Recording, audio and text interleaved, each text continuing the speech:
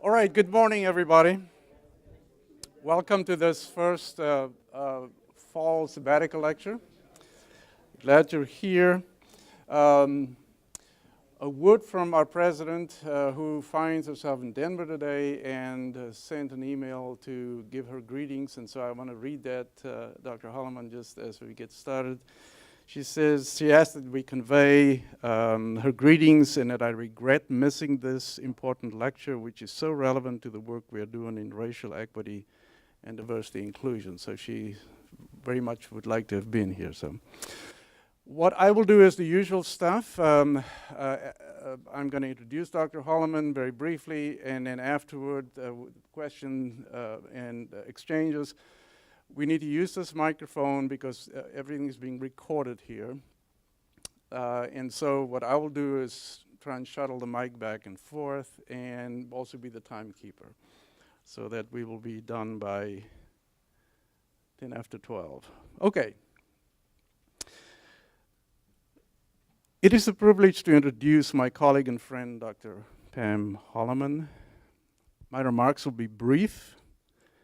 Not because I don't have much to say in admiration, I do, but because I want to get out of the way for a lecture that promises to be as provocative as it is timely. Dr. Pamela Holliman is Associate Professor of Pastoral Theology and Pastoral Psychotherapy at Garrett-Evangelical Theological Seminary, while also directing clinical training in the Seminary's PhD program in Pastoral Theology, Personality and Culture. She obtained her bachelor's degree from Georgia State University and 2 degrees from Garrett-Evangelical before earning a PhD in religion and pastoral psychology in the joint Northwestern Garrett program in 1985. Garrett was fortunate enough to receive her gift as a full-time faculty member in 2008. Now, even a cursory perusal of Dr. Holliman's lengthy professional and teaching experience makes abundantly evident a predisposition I have come to admire over the past 6 years I have known Dr. Holliman, namely her passionate engagement of the life of the mind for the sake of forming self-critical, thoughtful, even courageous leaders for the church and the world. Whether it be lecturing at Drew or Moravian or Princeton or Howard, or running a Samaritan counseling center, or assisting United Methodist boards of ordained ministry in improving psychological assessment tools for ministry candidates, Dr. Holliman's resolute commitment to theologically informed practice and practically engaged theology is unmistakable. And so this lecture for today, titled Racism in the Unconscious, a Challenge for Practical Theology, is vintage Holliman. Once more, mind and heart meet in a candid, thoughtful engagement with a struggle at the heart of our society today. With much anticipation, please help me welcome Dr. Pam Holliman.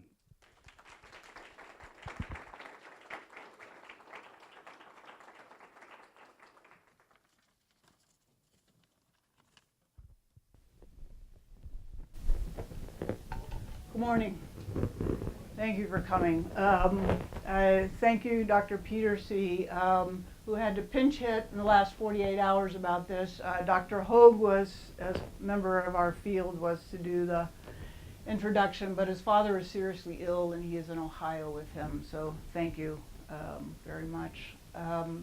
Thank the board and the president for the continuing luxury of sabbaticals as a part of academia. It's both a luxury and a challenge, and I'm privileged to be granted that, so I appreciate that. I am using a computer instead of paper, so if there's a glitch in terms of how I'm scrolling down, I'll have to stop. So just to warn you that I haven't done this much with a computer before.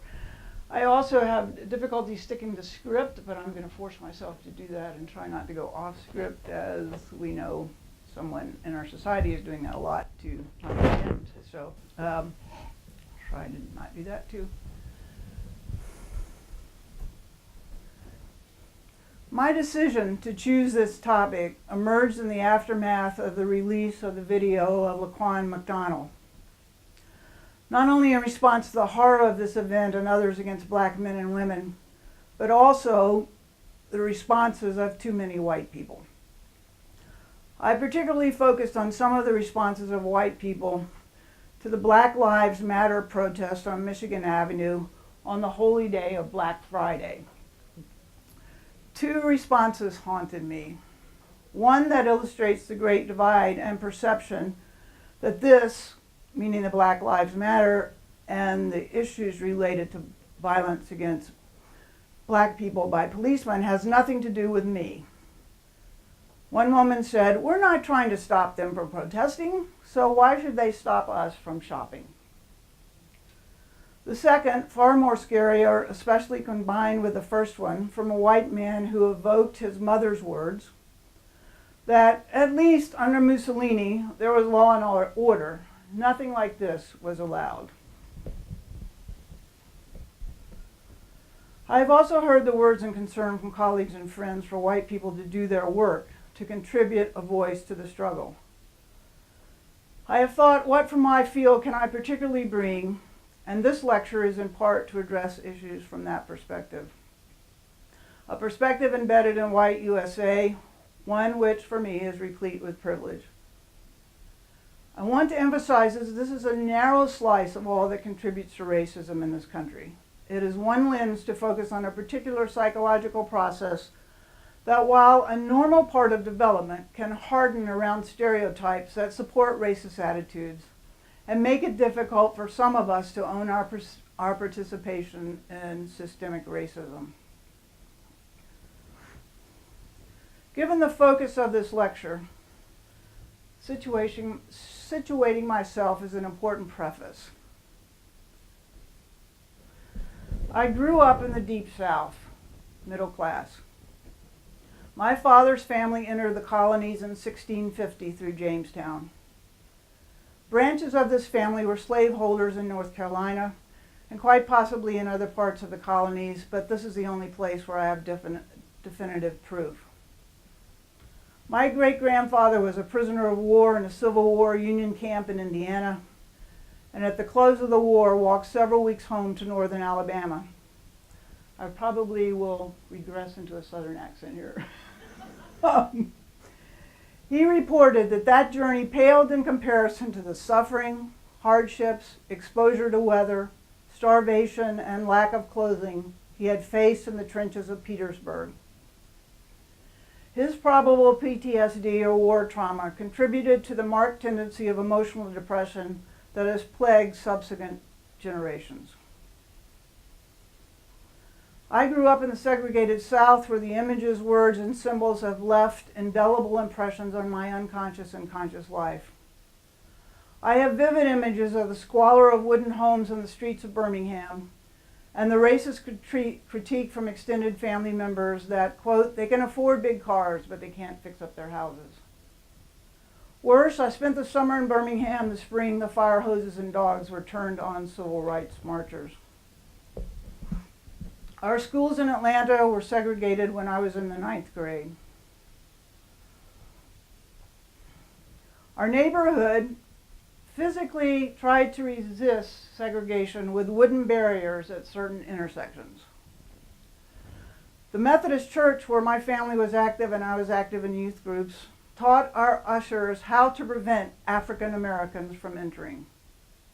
Even at that age, I felt both the threat and also wondered why in the world they would want to enter. Racism was always an unspoken undercurrent affecting housing choices, stores, transportation, where to restroom or take a drink of water or eat lunch. The complexity of racism was worked out in a large extended family that included some folks like my mother who tried to negotiate the cultural hegemony with the influence of the progressive women's programs in the Methodist Church. And from her own sense, all people needed to be treated with respect and dignity. On the other hand, to this day, the overt racism in the extended family includes a cousin a few years older who has a PhD in biology and is a university professor, who is heavily armed and has affinities for the white supremacist movement. The reality of whiteness hit me full force in my late teens as I stood on the steps of the Georgia Capitol in Atlanta as one of a handful of Caucasians among hundreds of African Americans honoring Martin Luther King Jr. as his funeral cortege passed. I wasn't sure I should be there. Through the years, colleagues, friends, clients, students, travels, literature, especially African American literature, and I don't know a better place to start about awareness of whiteness than Zora Neale Hurston's novels. You have to struggle because they weren't written for us. But literature, my therapy, spiritual direction have been mirrors held up to me about my whiteness, my privilege, and my racism. Racism is complicated. A primary lens I use to try to make sense of the complexity of the issues facing us in this country is psychoanalytic theory, and particularly in the last several years, how the interdependence of our lives can be understood from certain theoretical vantage points. Continually in dialogue with these theoretical vantage points is my pastoral theological perspective and method, which tends to meld psychoanalytic insights with a theological guiding star of faith. My psychological perspective deepens my understanding and experience of the complexity of human experience. My theological perspective seeks to hold that complexity within mystery. My theological perspective forces me to suspend all meanings. The psychological perspective drives me to make sense within limited knowledge. My method, however, comes down to largely, so what does this all matter in the lives of people who are trying to live their lives the best they can? I bring these perspectives to the reality of racism. My thoughts today are a brief exploration of the process and the defense of projection as a major driver of racism. Since several authors have made clear connections with projection and racism, I will only briefly lay out that argument. I will focus more on the intractability of the unconscious defense of projection and how both appeals to justice and theological concepts such as image of God in all people will hardly dent this defense. I will look instead at the forces that underlie the defense of projection and how they might be approached in the community of a predominantly white, tending to progressive parish, since I think that's representative of most people, white people here. Lost my cursor. Okay. First, I'll briefly describe the function of defenses, which are primarily an unconscious means to avoid or manage strong, usually threatening affect. As Nancy McWilliams writes, it's usually anxiety, but sometimes overwhelming grief, shame, envy, and other disorganizing emotional experiences. And it's also to help us, defenses help us maintain self-esteem. Without a defensive structure, we would be unable to function in the world. Because if we think about all we come in contact every day and how challenging it is for all of us, we have to have a way to negotiate, and defenses allow us to do this. Unconscious here means our defenses are activated automatically in response to our strong affect or when we are emotionally threatened. We can, of course, become aware of our defenses. One way is to think about what our first response is in a crisis or when confronted by a spouse or partner or close friend about our behavior or a habit, usually confronting us if they don't like it. Do we deny, rationalize, intellectualize, go mute, blame, act quickly, isolate? Many times, most of us respond at least somewhat defensively, trying to maintain a semblance of stability in our emotions, as well as some sense of self-esteem. One developmental goal that we all have as human beings is to mature in our defensive functions, so that we develop defenses that enable us to be most realistic, as well as to maintain our stability and self-esteem in difficult situations. Defenses become problematic when we use them excessively in ways that limit our capacity to be genuine and realistic with ourselves and other people. For instance, if most of the time a person, when confronted by genuine emotion from another person, is only able to talk about their feelings in an intellectual way, instead of feeling and expressing their feelings, then the person is not only unable to experience their feelings, but is likely to experience some difficulty in connecting and caring for others. Projection and its partner, introjection,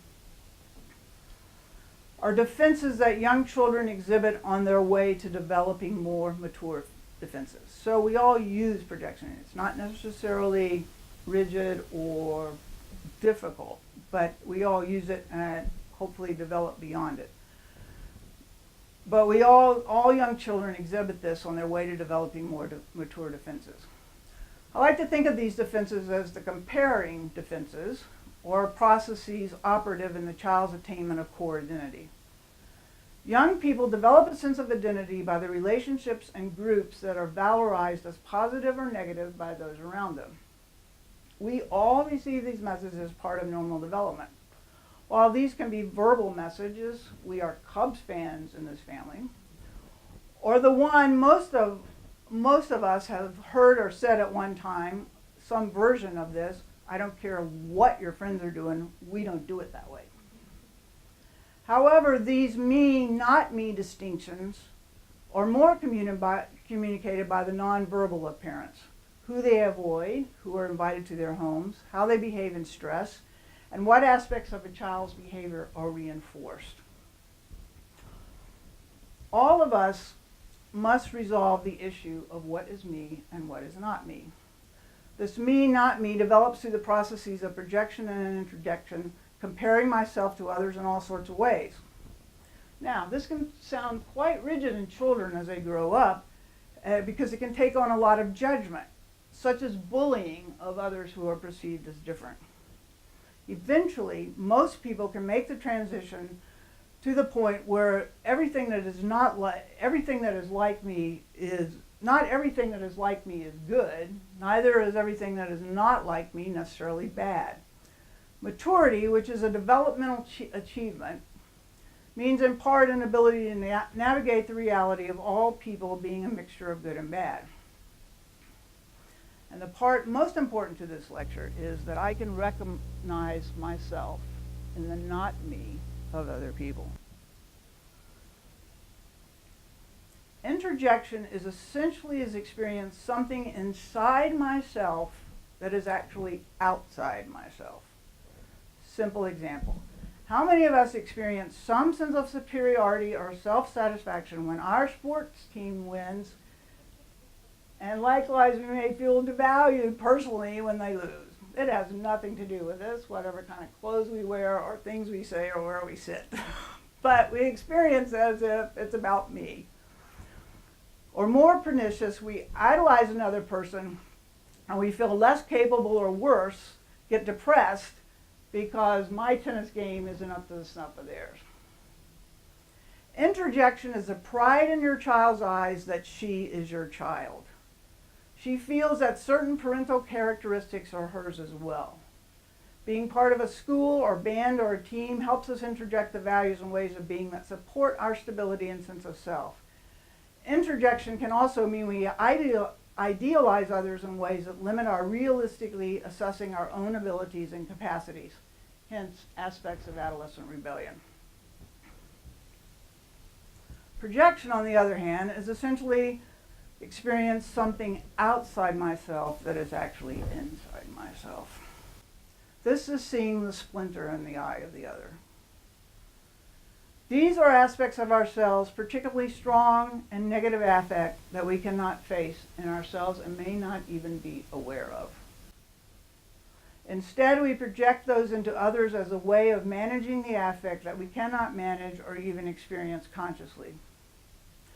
For if we could experience this stuff consciously, we would have different choices to make. We attribute all sorts of negativity to rival sports teams or a group competitive with ours.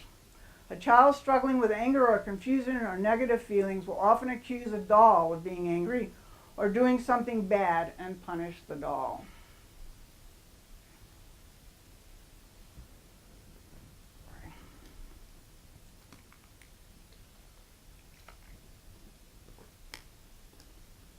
So projection is composed of three parts.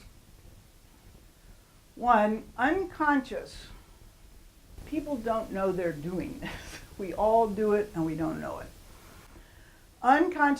But we can pay attention to what happens when we do it. Unconscious disavowal of a strong, usually quite negative feeling which would be unacceptable to the person if acknowledged. So in other words, we hold a mirror up to ourselves and had to acknowledge it. Part of what we project out would be unacceptable to us. 2, projecting it onto another person and then experience the other person as carrying the feeling. Having the feeling, exemplifying the feeling, and seeing in their behavior evidence of that feeling. And 3rd, then the worst part, the most pernicious part that leads to systemic racism is trying to control the other person so that I feel better.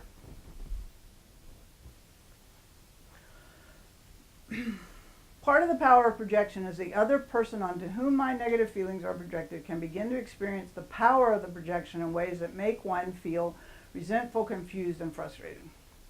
And most difficult, begin to experience oneself as the way one is seen. We'll take a quick example here.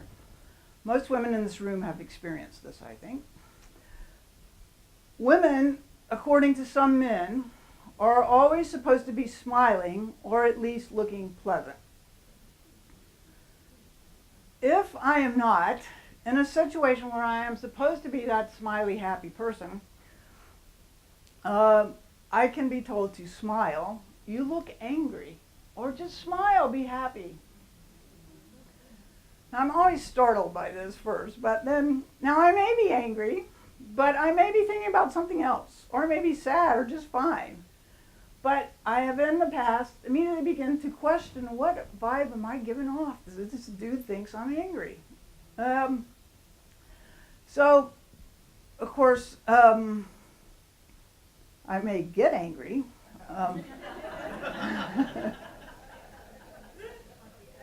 Now, he may be angry or confused or off kilter because he's interacting with a woman who doesn't act in a way that is helpful to his equilibrium. So, in the worst case, because even those kind of invasion in my space, it would try to intimidate me, control me by confronting me about how I should be, so that he can feel better. And of course, he may not take the time to ask, what about a woman not smiling offends him? So what's going on in him that he's got to give it over to me? Hopefully this brief theoretical explanation will help as we look at the function of projection related to racism. Many authors have named the process of projection as part of racism. So I'm just going to review 2 or 3 of those and then go on. Racism in part results from splitting off disavowed aspects of our humanity onto the other. Lynn Layton, an analyst who works particularly on issues of class, gender, and race, makes these connections. Our identities emerge from what we make of the numerous concordant, conflicting, and contradictory relational matrices in which we find ourselves. A frame that, while taking account of power differentials, is yet not a deterministic frame. Mutual interdependence emerges as a fact of being human. The full knowledge of that fact and its implications, however, is quite difficult to achieve, both in the clinic and in the culture. For to do so, we must consistently work to integrate into ourselves what we have made other. That is, what we have split off to become who we are, what we split off to become less vulnerable to hurt and humiliation, what we split off in order to maintain privilege, and what we split off to sustain the individualistic norm that insists we are not mutually implicated in each other's lives and losses. Being a grown-up is really hard, and we tend to ignore that. Neil Ottman, analyst who's worked extensively in community mental health, writes, all the concepts, class, culture, race, have to do with categories that create an other that can serve as the focus for self-definition and projection. These are not identical processes. People need a sense of self on individual and collective levels and may carve out a sense of identity without engaging in the kind of rigid disavowal that characterizes projection. In fact, one way to distinguish racism, classism, and ethnocentrism from more benign forms of identity creation may be precisely in terms of the rigidity of the disavowal involved in creating a self through creating a violently disowned other. These malignant processes also impoverish the self as opposed to creatively constructing a flexible yet defined self. A more benign sense of self is open to change and multiplicity without being chaotic or formless. Holliman further delineates these differences when he writes, "Our acts towards others are more likely to lack empathy and compassion, to be in fact monstrous, when they are based on our wish to disavow something in ourselves, because we are anxiously motivated to break the link with the other so that we're not reminded of this stuff. So words such as disgusting and revolting should be a clue to us that processes of disavowal are at work." McWilliams highlights that this type of projection tends to indicate a lack of attainment of the reality principle, which again is an attainment. We don't come here being able to deal very well with reality. And a lack of appreciation for the separateness and constancy of those outside the self. In other words, the other becomes, in a particular sense, an extension of the self, as one uses the other to provide stabilization of unexamined affect. The other's subjectivity is not recognized. Finally, let me share two quotes that raise this process to systemic racism from David Goodman and Mark Freeman, editors of a great text called Psychology and the Other. "Of primary psychological importance is the fact that cultural hierarchies, which confer power and exist for the benefit of those with power, not only tend to idealize certain subject positions and devalue others, but also tend to do so by splitting human capacities and attributes and giving them class or race or gender assignations. To be proper subjects worthy of love and esteem, members of a dominant group are psychologically encouraged to split off what the norm disavows and project it into abject subordinate groups. And abject groups often make a virtue of the psychic space they are left to inhabit, and they find ways to distinguish themselves as superior both to the powerful and to those they deem inferior." And from Lynn Layton, who ties this to income inequality, which has to be part of any discussion on racism and projection. "The more our current income inequality becomes entrenched, and the more the measure of what it means to be a proper human rests on economic success, and the less government and business provide in the way of a safety net, the more anxiety about achievement we will find among those who have any hope of making it. Such anxiety promotes dissociations between the privileged and the socially excluded others on whose back the privilege is sustained. It creates relations to power and powerlessness marked by oscillating between grandiosity and self-deprecation, characteristic of problems in self-esteem regulation, and thus to relational scenarios in both individuals and large groups of domination and submission. Much gets projected on those who are not making it, including laziness, lower intelligence, and lousy parenting. Most of the judgments, of course, are ones that take no account of the social, economic, and historic reasons for the circumstances both black and white people struggle with. My sister remembers when she was in the 5th grade, her teacher stood before the classroom one morning and said, "There are some new students coming to our school, and I want to make sure that none of you talk to them. They're white trash, and they're worse than the coloreds." I want to turn to what is disavowed in the United States in middle and upper class white settings and communities. This is the group I know best. This is the group I speak from. What is disavowed, I believe, presents the theological challenge to faith communities as they work out their faith in fear and trembling. And I put it in community because none of us can do this work alone. And we fool ourselves if we think we can. While I will list some specifics, it's not to indicate that everyone does this, for the issue is not for faith communities only rooted in individuals, but is representative of who we are as a people together. Also, there is not a program nor formula to get at all this. It's deeply uncomfortable and distressing. But there are perspectives to take and questions to pursue.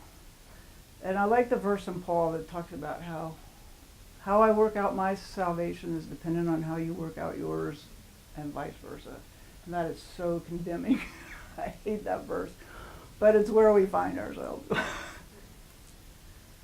Okay, first, we tend to all of us tend to deny the fullness of human experience based on what our circumstances are. That anger, greed, envy, jealousy, sloth, confusion, doubt, etc. are part of the human condition and are related to the second disavowal. Our profound fears about losing security, certainty, and safety.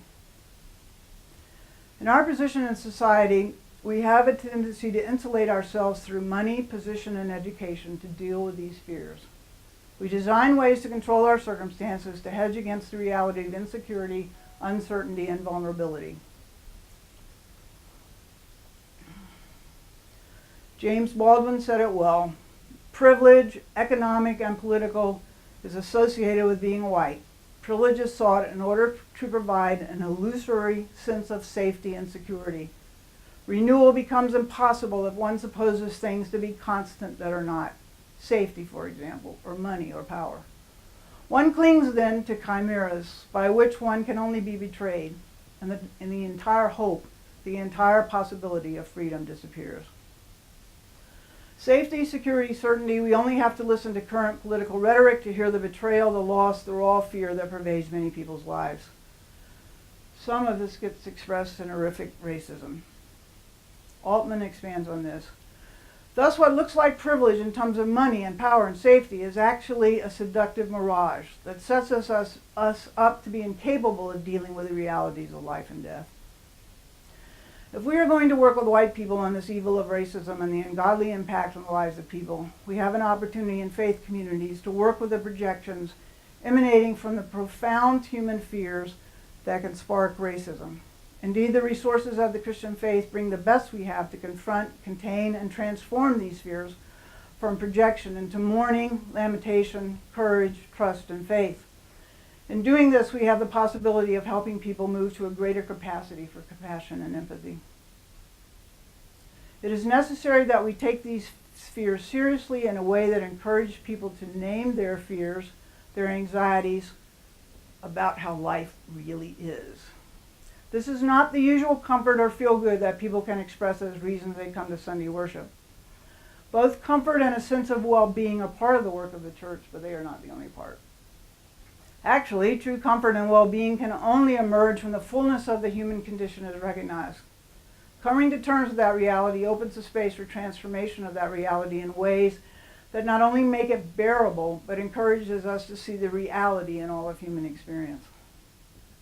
As long as we put that reality on others, as in, at least I'm not poor, at least I'm not black, at least I have a normative family life, in order to ensure a sense of how well we are protected, secure, safe, then we are ignoring the difficulties that comes with human lives to which we are all susceptible. There is an unexamined assumption that certain ways of being in the world ensure all this. Many of us can look like this is all working. Certainly for many of us, we can day to day assume safety, security, and certainty. But we are living in a delusion, certainly in some ways, again, a necessary one. But for people who don't live with that assumption, and most people, when confronted with a crisis, expose this assumption in ways that can aid us in facing into what makes us most anxious, angry, and afraid. At those points, our ways of protecting ourselves have failed. The legitimizations that we bring to making the decisions we do don't work anymore. The ways we trusted don't work. For the reality is that which is disavowed, that is projected onto the other, remains. Extensive appeals for justice, for rational explanations to understand the suffering of others, and to validate the image of God in all people will not really touch these deep aspects of our humanity. We are what we disavow. As Baldwin so poignantly writes, the object of one's hatred is never, alas, conveniently located outside, but is seated in one's lap, striving in one's bowels and dictating the beat of one's heart. And if one does not know this, one risks becoming an imitation and therefore in a continuation of principles one imagines oneself to despise. Christiva points to this parallel in terms of getting in touch with the other inside of us, in terms of the journey that psychoanalysis takes people through, but it's similar to the journey we need to explore. and that is a journey into the strangeness of the other of oneself, toward an ethics of respect for the irreconcilable, I think, that lives inside us. How could one tolerate a foreigner if one did not know one was a stranger to oneself? In the community of faith, we have opportunity to work with people on the disavowed, rooted in the fears that pervade their humanity. The fears need to be named in ways that facilitate recognition in the lives of people in ways that are not shaming nor blaming, although one is often tempted. Opportunities for this naming exist, and particularly in times of crisis, loss, upheaval within the congregation, within the lives of parishioners, or in the culture around us. The expression needs to be specific. We are confused. We are anxious, worried, almost panicked because we cannot fix this. We do not know how to live openly. We want to feel better. Nothing that worked in the past for us works now. Typical ways that people tend to deal with this degree of anxiety need to be named. We are tempted to blame those who disagree with us. We tend to see outside forces. We are suspicious of others. If only others were not so disagreeable, so mean, so angry, so hurtful. I'm going to posit to you that we need some capacity of empathic imagination to articulate the worst that is in us. As leaders, we need to start with ourselves. Unfortunately, in our current political rhetoric, we have too many examples of what happens when permission is granted to express these fears in ways that give license to the worst that is in us. This is not the way to do it. But as a starting point, we might explore why certain people in our country are so angry and hateful. And we need to ask ourselves the question, what is in them that is also in us? Likewise, we have examples in faith communities where that which is difficult to face is glossed over in a theological perspective that distorts reality as a means of assuring people that God will protect them or that we are somehow special. For some Christians, if we are fearful or angry or uncertain or vulnerable, something is wrong with our faith. So we might ask ourselves, what is in all of us that yearns for a buffer from the complexity of our human reality? Many white people continue to be incredibly uncomfortable talking about race. Discomfort actually is the opportunity for change. Naming the discomfort as normal can be incredibly helpful.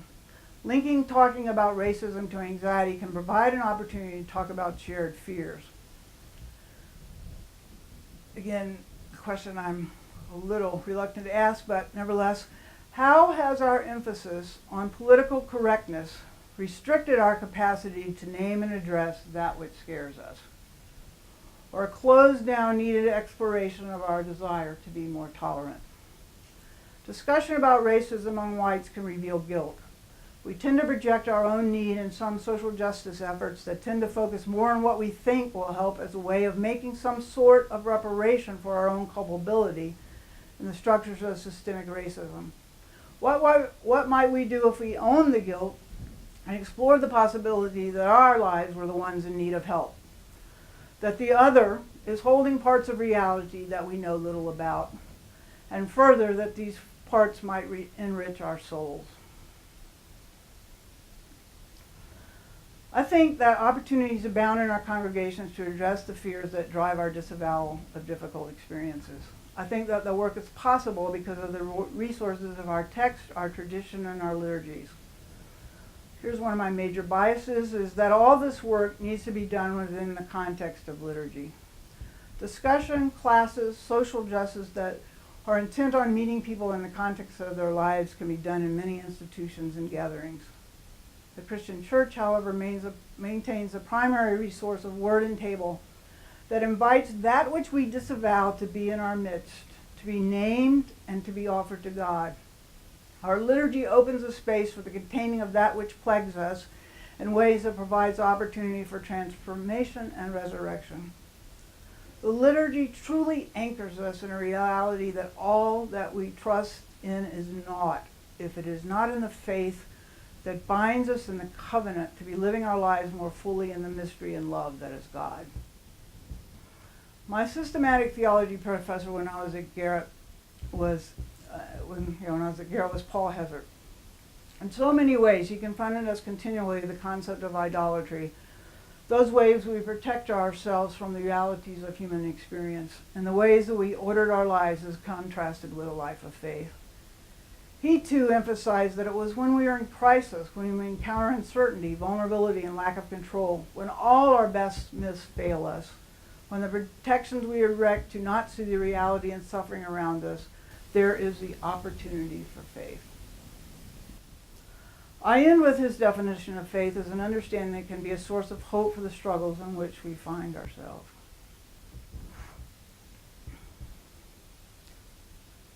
Faith in the Lord is to accept life as more uncertain than our worst fears imagine it, and more beautiful than our most intense longing can suggest, and both at just that point where our accepted consolations and legitimations show themselves bankrupt. To experience faith is to ground life in the God beyond cultural credos. I think we're called to this, in part to deal with the racism in our midst. Thank you.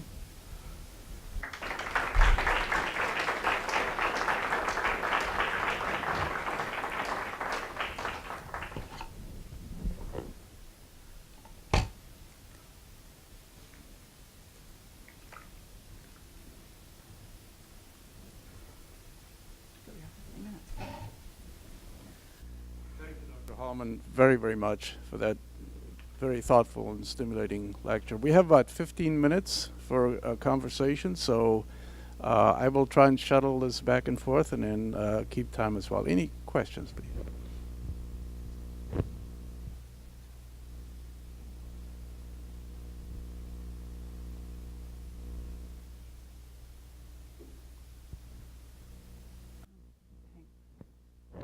Excuse me.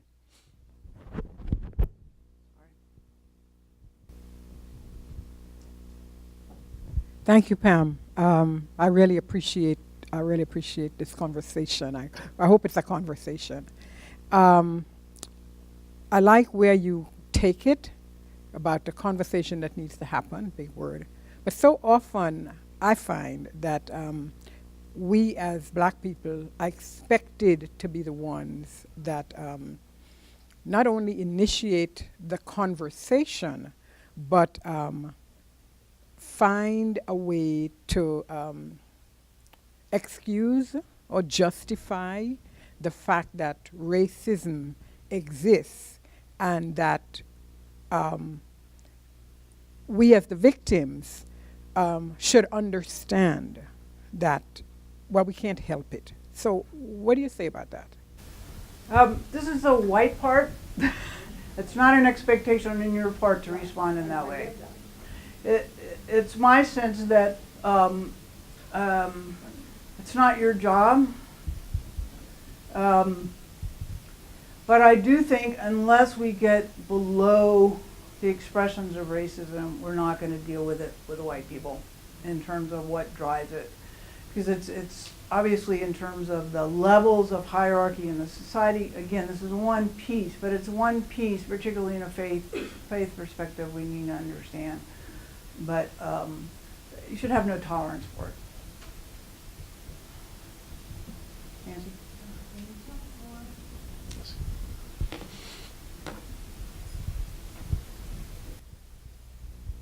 Thanks, Pam. Can you tell us more about your successful experiences in helping people unsplit, or whatever it's called, psychoanalytically? Well, it kind of relates to Jennifer, Dr. Brooks's question is in the clinic, you kind of own the projection for a while because there is a sense in which it matches something, and giving the reality of that we all live in a long history of this, there isn't a clear distinction between self and other. So if somebody in the clinic would say to me in a counseling session, you really look upset today, I would first say, what am I doing to get you in that impression? But then eventually begin to work through what's going on in them, that because I wasn't feeling upset perhaps, or I was tiny bit, or this is, you know, so I think we're a long way from that kind of dialogue. But that's the kind, helping people to own it means giving them enough space where they feel safe enough and normalize what they're going through. And I think for too many of us, we run away from the racist feelings we have or the sensibilities we may have or catch ourselves, but there's no space to normalize what we're caught up in and what the issues are. I don't think that's a cross dialogue. I think that's a white need.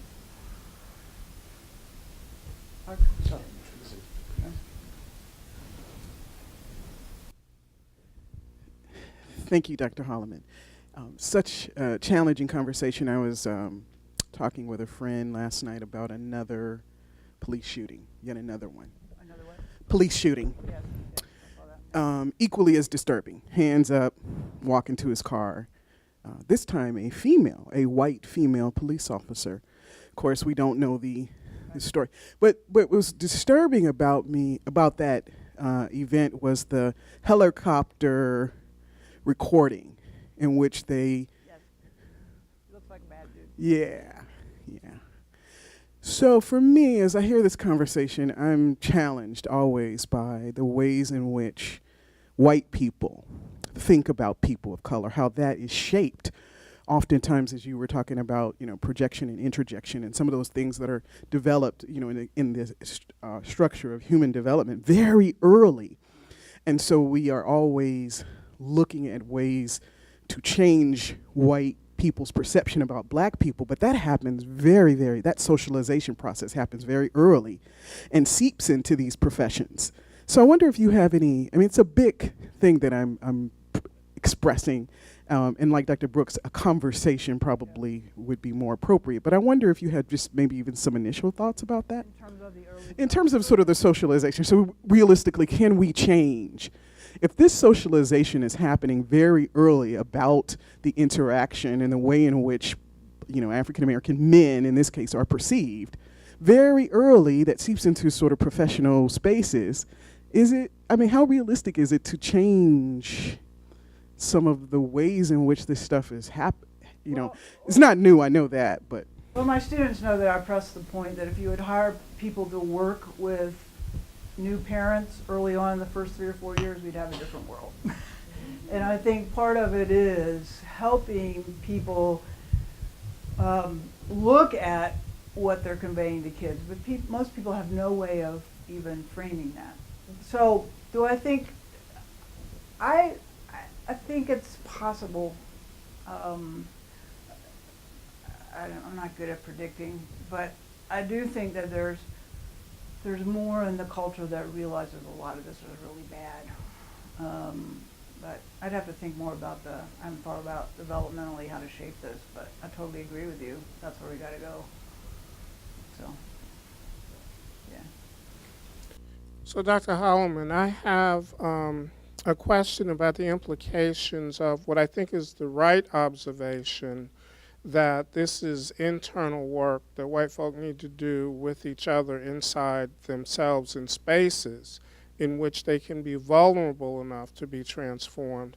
How does that get actualized in a curriculum in such a way, or is it even possible to actualize it in a curriculum in ways that don't exact a cost on the non-white students? So when we talk about political correctness, I absolutely agree with you, unfortunately, that's the cost of that is that there aren't these spaces of vulnerability. But the other side of it is I don't want to hear that shit, really, Exactly. Exactly. So, how, so how do we deal with that on a curricular level so that it might then be actualized on the liturgical level that you were just speaking about, right? So if in the very formation of people, how do we create that so that seminary is a resource and not actually a barrier to what you're trying to talk about? Well, of course, you're dealing with multi-populations. So it seems to me that at least in the classroom, from my perspective, trying to lead a classroom is the way that I try to set it so that things can be said, but also addressed directly when they're spoken. I think also that I think there's work that needs to be done by white students away from other folks, quite frankly. But I do find, the difficulty I find, both in terms of, and I've experienced all of this in the classroom, gender and race and heterosexuality, a real tentativeness on people's part, if they have any awareness about what they're about to say, as to how to say it. So I think some guidance and help with people, both in terms of advisees, how we talk in orientation about difference and otherness, to help be able to get people to speak from their own perspective rather than about another person. So we try to model some of that. I try to suggest it,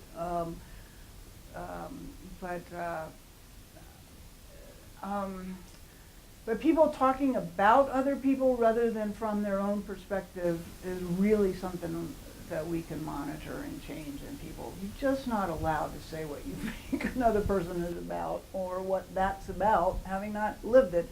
But you can say, I'm confused about this, or I find myself wondering about, or I'm hesitant to talk to African American students because I'm afraid I might say something wrong. If we can get students to even begin to say that kind of stuff. But I would say also it's a dialogue between liturgy and this, that if our liturgy doesn't open up spaces to name some of this stuff we're carrying inside ourselves, it's a way to give people permission. It's a way to offer it to God. So I don't have the answer. That's just off the top of my head. Dr. Holliman, this is a little bit outside of what you've talked about, but one of the things that I worry about is the way that becoming racist is how you become American. Yeah. For immigrant groups, that's what you have to do. Yeah. You have to buy into. Germans are black.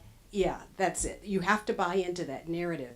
So how does the psychological dynamic work then? Well, I try to talk a little bit about that systemically, but it's a large group projection.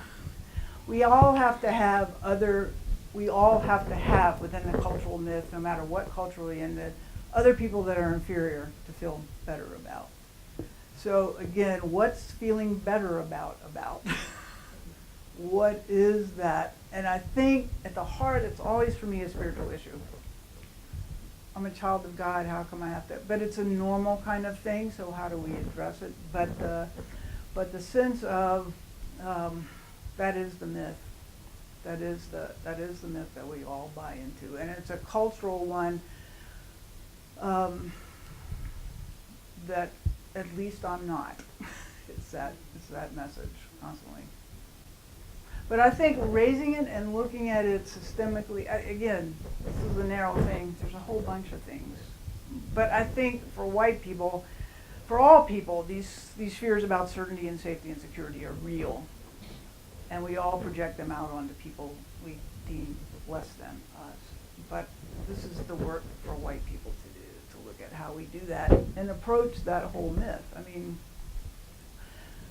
the beauty of this is we're about to have a major crisis in this country where we're going to provide all kinds of opportunities for faith for people because nothing's going to work the way it's supposed to. So Pam? Yes. I was thinking as you were giving your talk about this book that I read a few years ago, Crazy Like Us. And it's the basic argument, it's very similar to, Kana's argument that psychoanalysis emerges in the context of European colonialism and expansion and its need for psychoanalyzing the other, right? And so there's projection going on and introjection and what have you. What do you see as sort of this at the heart of psychoanalysis, the limits that it has in terms of the way that the self is understood, the splitting of the self, how the self emerges in relation to the other. You know, you have the subject, other, objects, etc., etc. So there's always this sort of oppositional or antagonistic formation that's taking place, right? Now, does this happen, do you think, in other communities that may not fit into the psychoanalytic framework? Because I'm thinking that it seems to me, and I'm trying not to essentialize here, that communities that have different psychic paradigm of becoming self do not engage in this kind of projection as, you know, prevalently as, let's say, the white self in that particular context. Yeah, I think more less individualistic cultures, there is a sense of responsibility for others, just because there's a sense of I am a part of the other, and I think that obviously that's part of where this emerges from in Western civilization, is a sense in which I don't have a sense that I'm a part of another. I become myself by differentiating. Fortunately, there's been movement in psychoanalytic theory to relational standpoint that I'm always in relationship, and who I am is always mitigated by the circumstances at the moment in my relationships with others. So there's some breakdown of that. The other piece of that is that psychoanalysis in the last 10 or 15 years has given a lot of attention to the other as other and not as use for self. So there's a brand new book called The Ethical Turn in Psychoanalysis. And a lot of people are writing about what does that mean about who the other is, not just projection of self.